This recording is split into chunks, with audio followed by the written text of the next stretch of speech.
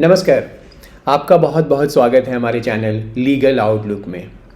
अभी पीछे हमने एक वीडियो बनाया था रिलीज़ डीड पे, और उसको देखने के बाद हमारे एक दोस्त का फ़ोन आया और उन्होंने कहा कि भाई आप इसको लेमैन लैंग्वेज में समझाइए कि क्या डिफरेंस होता है रिलीज़ डीड में या रिलिंक्विशमेंट डीड में और गिफ्ट डीड में।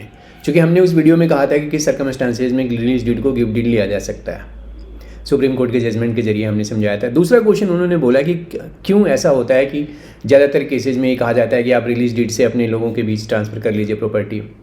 तो इसका बड़ा सिंपल सा आंसर है, रिलीज डीड पे स्टाम्प ड्यूटी लगता है केवल 100 रुपया, जबकि आप उसका ऑल्टरनेट जो गिफ्ट डीड है, अगर आप गिफ्ट डीड में जाते हैं तो उस पर जो स्टाम्प ड्यूटी लगता है वो जो प्रॉपर्टी होती है उसकी वैल्यूएशन के अनुसार लगता है, तो वो महंगा पड़ता है, इसमें स्टाम्प ड्यूटी ज़्यादा देना होता है। अब इसी से कई बार ऐसा होता है कि जब आप रिलीज डीड को रजिस्टर कराने जाते हैं तो सब रजिस्ट्रार उसको इम्पाउंड कर लेता है, उसको जब्त कर लेता है और उस पर पेनाल्टी भी लगा देता है बहुत सारा। अब इसको इन चीज़ों को समझने के लिए हम आपको दो एग्जाम्पल से समझाते हैं। एक केस में क्या होता है कि फादर और सन मिलकर एक प्रॉपर्टी खरीदते हैं। बाद में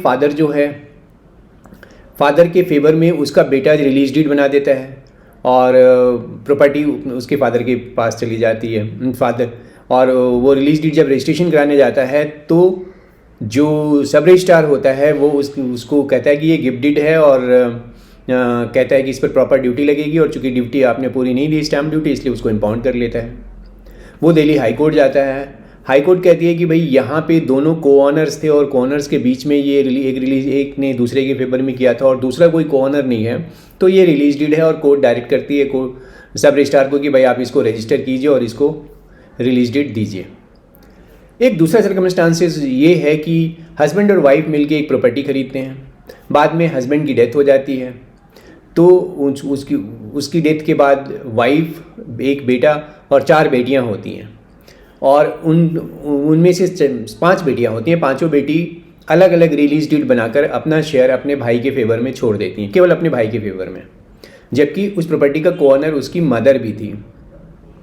बाद में वो रिलीज डीड रजिस्टर कराने जाते हैं तो सब रजिस्ट्रार उसको इम्पाउंड कर लेता है कि भाई इसमें सफिशिएंट कोर्ट स्टाम्प ड्यूटी नहीं पे किया हुआ है, और दूसरा उसके साथ वो एक फ़ाइन भी लगा देता है 1 लाख रुपए का, कि जो उसके राइट में है स्टाम्प एक्ट के तहत कि वो फ़ाइन लगा सकता है, इम्पाउंड भी कर सकता है। फिर वो इस केस में भी वो कोर्ट जाते हैं।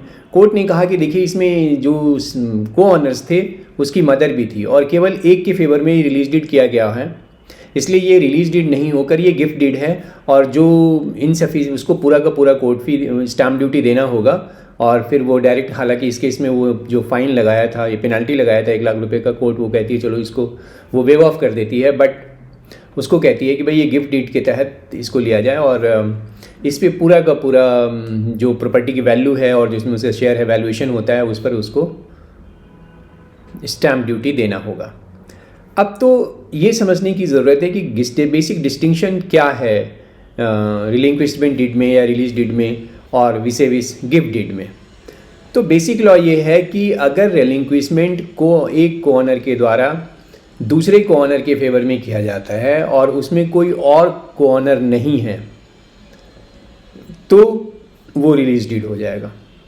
लेकिन जहाँ पे कई को-ऑनर्स हैं, उनमें से किसी एक के फेवर में किया जाता है और दूसरे के फेवर में नहीं किया जाता है, तो उस केस में वो रिलीज डीड या रिलिंक्विशमेंट डीड रिलीज डीड नहीं रह के वो गिफ्ट डीड के रूप में उसको लिया जाता है। 5 बड़े इंपॉर्टेंट पॉइंट्स हैं ये डिसाइड करने के लिए, इसके डिस्टिंक्शन को समझने के लिए कि रिलीज डीड कब उसको गिफ्ट डीड के रूप में लिया जाएगा और कब सब रजिस्ट्रार उसको इम्पाउंड या कर सकता है या पेनल्टी इम्पोज कर सकता है इनसफिशिएंट स्टाम्प के ग्राउंड पे। सबसे पहली बात तो इसमें जो ये है कि कोई भी रिलीज डीड हो या गिफ्ट डीड हो, उसके नाम से नहीं कोई फ़र्क पड़ता, उसमें कंटेंट क्या है और उसके जो नेचर ऑफ ट्रांजैक्शन क्या है वहाँ पे वो डिसाइड करता है कि वो डॉक्यूमेंट एक्चुअल में क्या है, रिलीज डीड है या गिफ्ट डीड है। दूसरा कि क्या एक को-ऑनर अपना शेयर रिनाउंस कर रहा है दूसरे को-ऑनर के फेवर में। तीसरा कि जो रिनाउंस करने वाला इंटेंशन, जो व्यक्ति है जो रिलीज़ कर रहा है, उसका एक्चुअल इंटेंशन क्या है उस पूरे डॉक्यूमेंट में, किस तरीके से वो उसको देना चाहता है। एक बात जो नॉर्मली कही जाती है कि भाई जो रिलीज डीड है वो केवल इनहेरिटेंस से आने वाली प्रॉपर्टी के लिए बन सकता है, लेकिन ऐसा नहीं है। अगर प्रॉपर्टी में कोऑनर किसी भी तरीके से है, इवन कि दोनों ने मिलकर खरीदा है, जैसे पहले केस में मैंने कहा, उस केस में भी रिलीज डीड बन सकता है और कोर्ट ने उसको रिकॉग्नाइज भी किया। तो यहाँ पे जो एक इम्पॉर्टेंट पॉइंट ये है कि क्या रिलिक्विशमेंट डीड जो है वो सभी कोऑनर्स के फेवर में किया गया है। अगर सभी के फेवर में किया गया है तो रिलीज डीड है, अगर सभी में से कुछ को छोड़ के कुछ के फेवर में किया गया है तो वो गिफ्ट डीड है। एक्चुअली में वो गिफ्ट डीड होता है।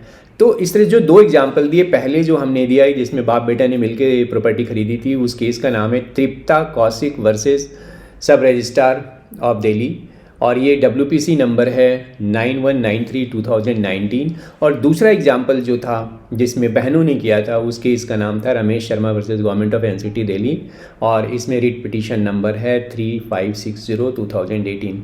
तो इनकी बेसिक्स, इन बेसिक डिस्टिंक्शन से आपको ये समझ आ गया होगा कि कब रिलीज डीड को सब रजिस्ट्रार या कोर्ट, जब कोर्ट में चैलेंज होता है तो उसको रिलीज डीड नहीं लेकर गिफ्ट डीड लेती है, और कब उसको रिलीज डीड ही मानती है।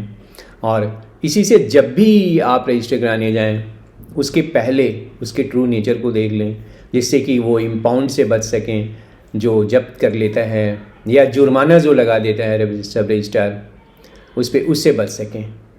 तो होप आपको बेसिक्स इस तरीके से समझ आ गया होगा। और आपका भी कोई इशू है, चूँकि ये वीडियो जो मैंने बताया इसके पीछे पर्पस था कि मैंने किसी की क्वेरीज़ को डिस्कस किया, तो आपका भी कोई क्वेरीज़ है इनसे रिलेटेड, प्लीज़ शेयर कीजिए, जिससे कि हम आपके साथ उस पर डिस्कस करें और आपको नए नए इश्यूज़ लेकर आपके सामने आए। Thank you very much. नमस्कार।